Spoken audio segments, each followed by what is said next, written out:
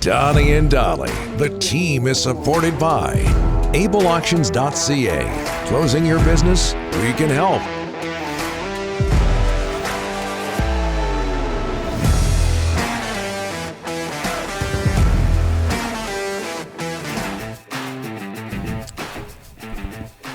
Just ahead of Elliotte Friedman from Hockey Night in Canada.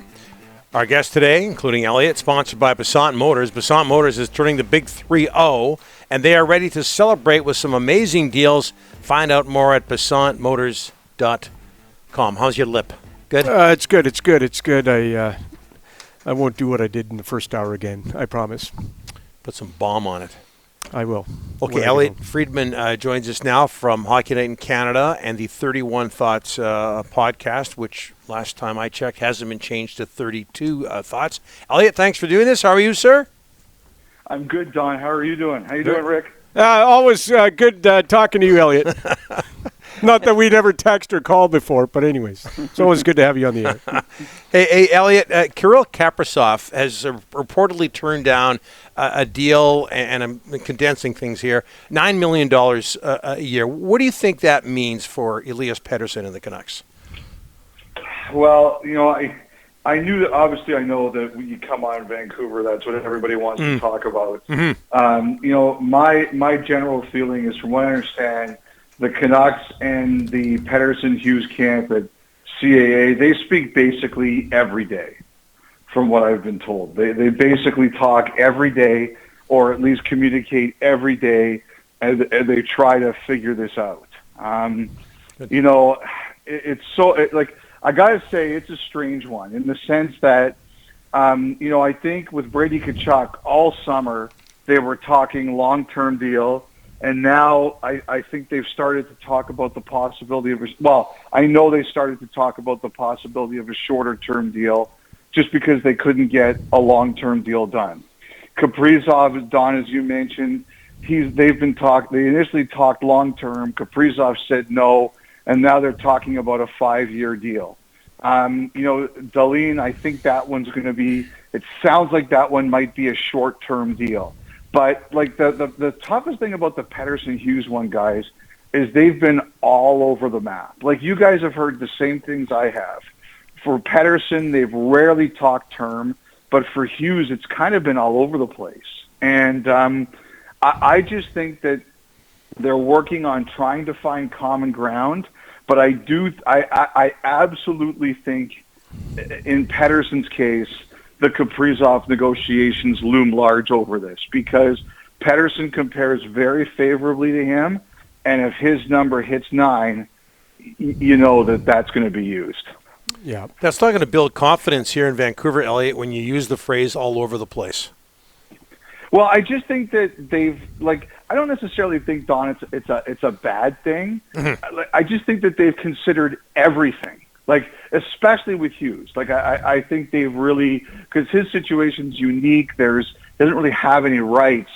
I think they've talked about a whole lot of things. I think the other thing with Hughes, too, is that, you look at the market for D, if you have a great, I know Hughes had a rough year last year, but if you have a great player who you think is going to be a cornerstone for you for a long time, my belief is you lock him up for as long as you can. Because the price never goes down. And if I was Vancouver, I'd be looking to do the longest possible deal with this guy I could. Elliotte, the big pressure point, we all agree, everybody, is training camp, which starts Thursday. Knowing what you know right now today, do you think they can get it done by camp, or are these two guys not going to be there, Elliotte? I don't know. I honestly, to me, it's such a cliche, Rick. The big pressure point is training camp.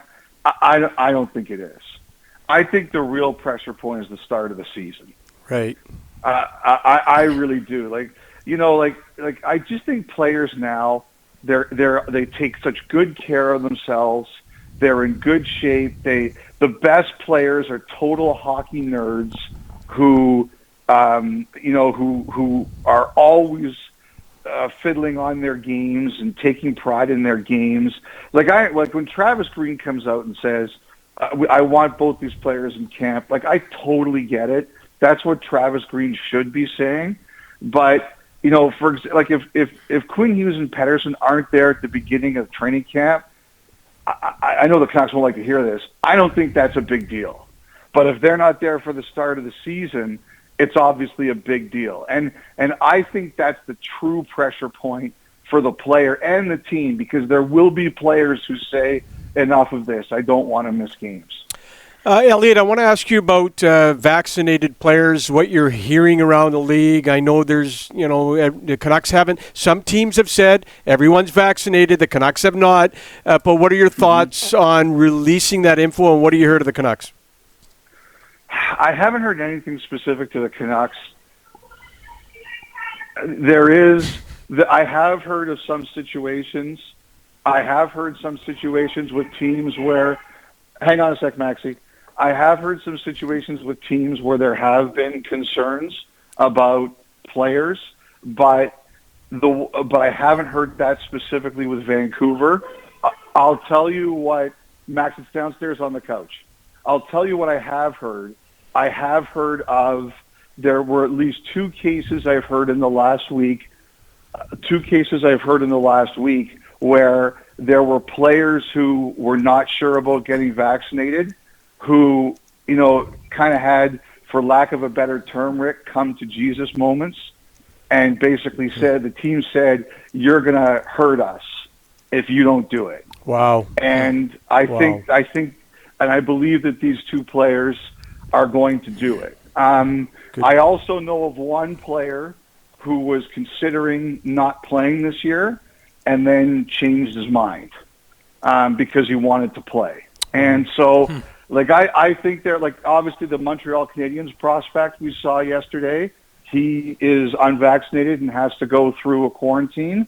But one of the reasons I do believe that the number of players has gone down to, as the league said, they believe under 15, is I think that some teams said, I think there were some teams that said, you're really going to hurt us if you don't do it. I apologize for that. My son's a little demanding. Rick and I both have kids, Elliot. You don't have to apologize for 1 second. Hey, how do you think Evander Kane came across in his ESPN interview, Elliot? I think it was exactly like you would expect Evander Kane to be, right? Like, you guys know Kane. He's a Vancouver guy. Yep. He's bold, he's brash, he's defiant, and I expected nothing less. I mean, it's like it's a serious charge. Now, I got to tell you guys, I don't think from the beginning anyone thought he threw games. I don't think anybody believed that was the case. But it's a serious accusation, right? Yeah. And you can't show any, if he comes out and he shows any kind of lack of strength and conviction in that situation, we're all going to be sitting there going, what the heck is going on here? Yeah. So I do, he said he believes he's going to be cleared. I have heard rumors to that effect that he will be, but nothing's known until it's known. I think the other thing is going to be interesting is, you heard what he said about, his teammates' relationship. Thomas Hertl was at the Players Tour last week, and he just politely said, look, I don't want to talk about it. This is something we have to talk about as a team first. But, I do think there is something to that, and I just think they're all going to have a lengthy conversation about it. When they get back, I do think there were issues. I'll tell you this: the Sharks also, one of the reasons the Sharks were defending Kane internally is that I think he was getting, as he said, he was getting help, especially for his gambling addiction. Yeah. And I think there's, when someone's getting help, you have to be sensitive to that too. Yeah. Led them in scoring last season. Jack Eichel, Elliot, it's being reported that he's going to report for his physical in Buffalo. Where is that situation at? I believe that he will report for his physical. And one of the things that I think, though, is that it's very likely he will not be cleared until they get this sorted out. So they don't have, I don't think he's ready to play. And I don't think they've sorted out how the treatment is going to go. So my expectation is he does show up for his physical but he is. But my expectation is he won't be cleared to play. I would be surprised if he was cleared at this point. Elliotte, one last one for you. You talked to Quinn Hughes' brother. There was some interesting stuff from him that he talked about Quinn Hughes. Can you tell us, for those people that haven't heard the one or two people in the world that haven't heard your podcast, can you tell us?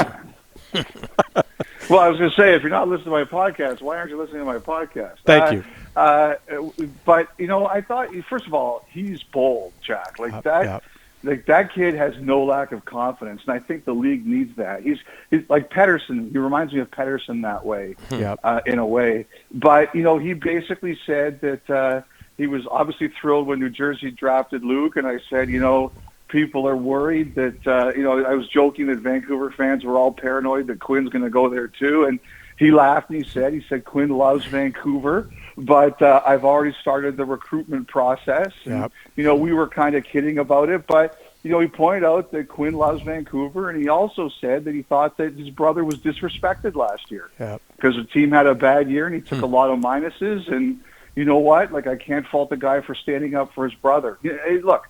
When you're one of the best players and the team doesn't do well, that's what happens. You take heat, and that comes with being one of the best. But I think we all know that Hughes is a hell of a player. Oh, big time. Go take care of Max, Elliotte. Thanks for this. All right, guys. Have a great day.